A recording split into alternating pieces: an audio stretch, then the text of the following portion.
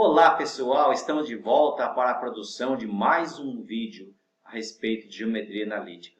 Neste nosso segundo vídeo nós vamos ver a respeito de soma de vetor e de produto de um vetor por escalar. Vamos lá então, pessoal? Para efetuarmos a soma de vetores, nós precisamos de dois vetores a princípio, vetor A e vetor B. Lembrando que letras minúsculas também servem para denotar vetores. Em geral, nós vamos usar letras minúsculas. Queremos dar significado agora a esta expressão. Já que A é um conjunto e B é conjunto, nós estamos lidando aqui com soma de conjuntos. Então, o significado dessa soma de conjuntos pode ser melhor entendida através de representantes. Eu pego um representante de A e um representante de B. Só que o representante de B agora ele vai ter origem justamente neste ponto B, para ficarmos com o desenho assim. De posse dos dois representantes desses dois conjuntos. E essa soma fica perfeitamente bem determinada se nós apontarmos quem é um representante desta classe de vetores. E um representante nós sabemos que é o AC. Portanto, agora nós temos a soma de A com B, que tem como representante AC. Note ainda que este vetor AC ele pode ser escrito como aqui está. AB vetor mais BC vetor. Agora, a operação de produto de vetor por escalar depende de um vetor V e de um escalar. Nós vamos chamar este número real de escalar. E queremos dar significado a este conjunto que aqui está. V é um conjunto multiplicado por um número real, que seria, então, este novo conjunto. Para isso, nós vamos partir de representantes novamente. Nós pegamos o representante do vetor V, como, por exemplo, esse que está aqui, para estudarmos o produto desse vetor V por escalar. A priori, a gente sabe que este produto de vetor tem como representante um certo segmento orientado a C, com origem em A. Mas esse C não aparece aqui na nossa figura.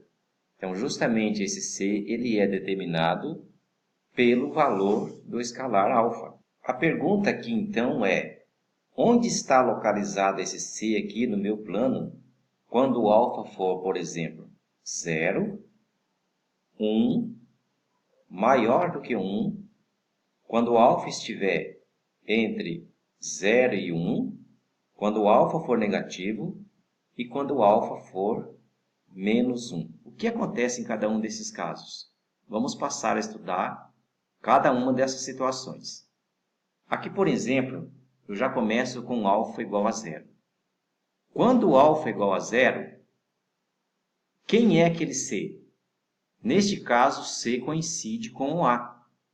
Porque se o alfa é 0, o produto do escalar 0 por qualquer vetor, nós esperamos que seja 0. Justamente, quando C for A, então esse produto de vetor por escalar, que tem AC como representante, conforme nós vimos, e C sendo igual a A, então agora eu tenho aqui que AC é igual ao vetor nulo AA. Ou seja, AA nós sabemos que é um ponto. E este ponto AA é um representante justamente da classe dos vetores nulos. Então, o caso alfa igual a 0 se resolve assim. Quando o alfa for 1, quem será o C? Neste caso, o C vai ser igual a B. De novo, nós determinamos o C. Portanto, o produto alfa vezes o vetor V está determinado. Porque sendo C igual a B, AC vai ser igual a B. Que era de se esperar, né? O que se espera quando eu pego um escalar 1 e multiplico por V? Tem que resultar no próprio V que aqui está. Ou seja, alfa vezes V vai ter que ser AB, ou que AB é um representante desse vetor produto. Quando o alfa for maior do que 1, quando o alfa for maior do que 1, Aí então eu digo ou localizo exatamente onde está o C. Daí, ó, o B fica entre A e C. Este segmento orientado a C, lembramos de novo que é um representante deste vetor produto. Então, quando eu multiplico o meu vetor por um número que é maior do que 1, esta operação, vamos dizer assim, aumenta o tamanho dos segmentos orientados que estão presentes dentro deste conjunto.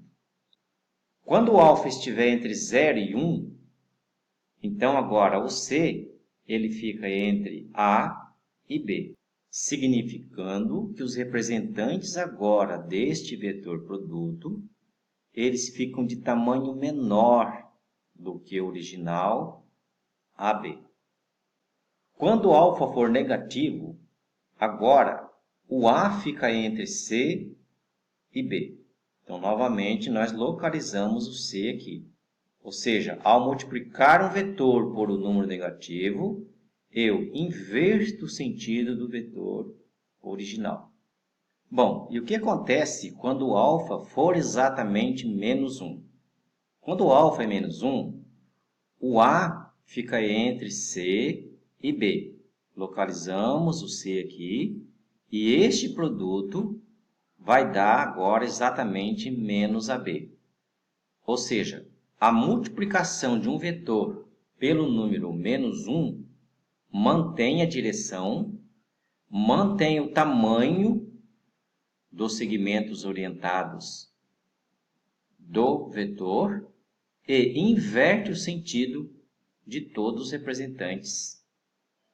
As duas operações de vetores que nós vimos até agora possuem propriedades, e aqui nós queremos abordá-las. Propriedades de soma de vetor e propriedades de produto de um vetor por escalar.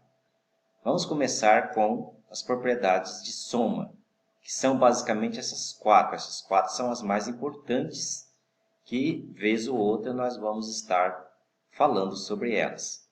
A primeira propriedade é chamada propriedade comutativa da soma. A segunda refere-se à associatividade da soma. A terceira, a existência do elemento neutro dentro do espaço de vetores. E a quarta propriedade, a existência do inverso aditivo. A primeira propriedade diz que para somar dois vetores não tem uma ordem certa. Eu posso somar A com B, como também posso pegar B e somar com A. O resultado é o mesmo. A segunda propriedade vai dizer que para somar três vetores, eu posso somar da forma como bem me convier. Somo primeiro B com C, ou também posso somar primeiro A com B, e o resultado dessas duas formas de soma são iguais. A propriedade de número 3 vai dizer que dentro do espaço de vetores existe um vetor que faz o papel do elemento neutro da soma. Ou seja, dado um vetor A, ele somado com o vetor neutro, resulta no próprio A. E a quarta propriedade diz que dentro do espaço de vetores, cada vetor tem o seu inverso aditivo. Dado um A, existe um inverso aditivo do A, que somado com ele resulta no elemento neutro, este que nós acabamos de falar aqui na propriedade número 3. Enquanto que a operação de produto por escalar também possui essas quatro propriedades aqui, que são as mais importantes. A propriedade número 5 refere-se à distributividade de um escalar em relação à soma de vetores. Então, vale esta igualdade.